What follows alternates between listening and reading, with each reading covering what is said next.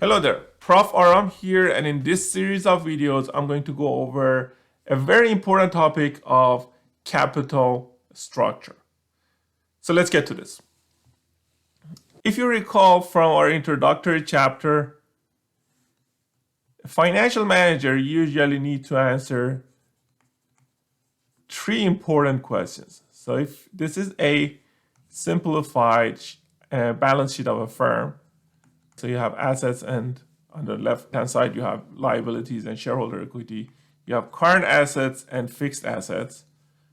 Then you have current liabilities, long-term debt, along with shareholders' equity. So the first question a financial manager has to answer is, what kind of investments are we having? What type of projects our company is going to invest in? So these are long-term investments of the firm. So that's the first question. The second important question is, how do we pay for them? Are we using the shareholders' equity, the money that founders or shareholders of the company put up, or are we borrowing money from the banks or bondholders? And then, of course, the third one is, how do we manage everyday business of the firm, which is the working capital management. So the focus of this chapter is number 2.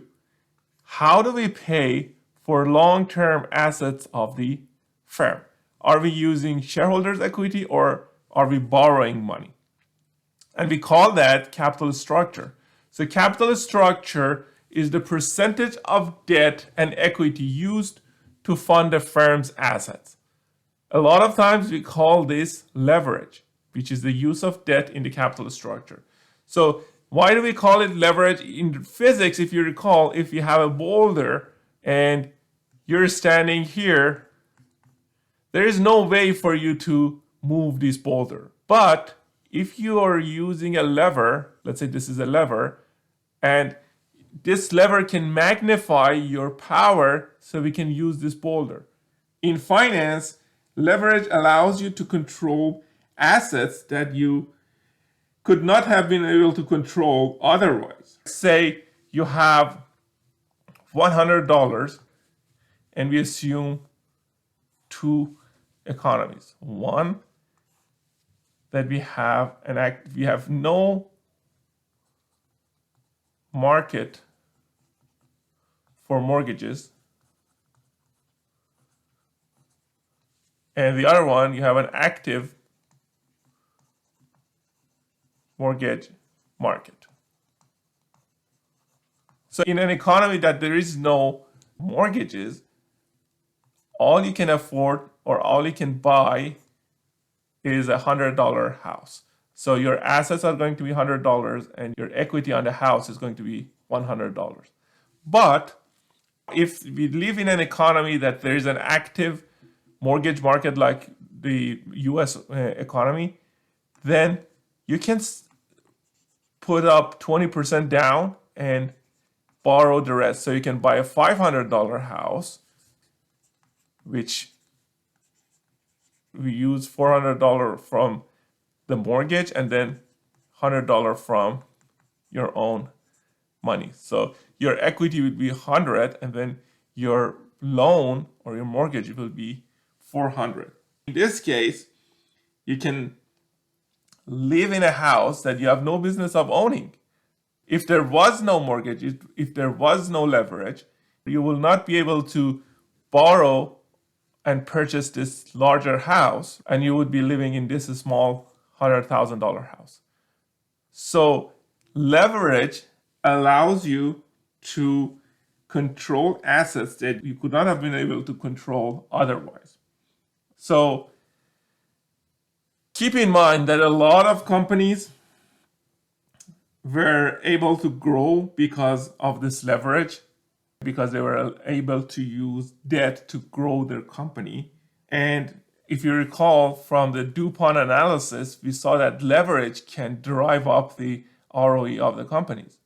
But on the other hand, it can magnify your losses as well. So if you have a lot of leverage and you're not able to service that debt, then you have to file for bankruptcy.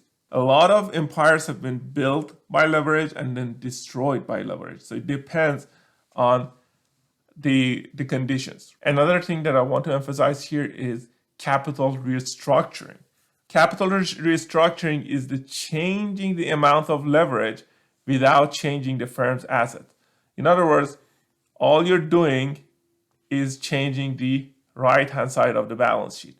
The assets are going to be the same. All you're doing is you're changing the mix of debt and equity. You can increase leverage by issuing debt and use the proceeds to repurchase the shares from your shareholders, from the owners of the company. Or you can decrease leverage by issuing new shares and retiring the outstanding debt that you have.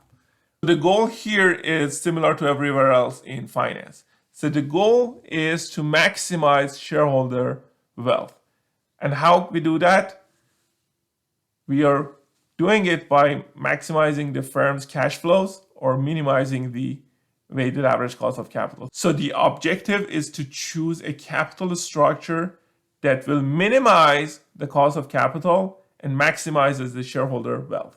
In other words, when you look at it in the valuation formulas, this is how we find the value of the firm.